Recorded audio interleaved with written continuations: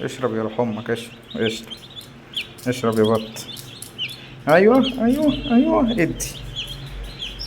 وانت قاعد فوق يعني، انا جايب لك علافات سمان يا شخص، وقاعد لي فوق انت تعضوني اهو. اهو. اهو. اه. واقف فوق البتاع ليه؟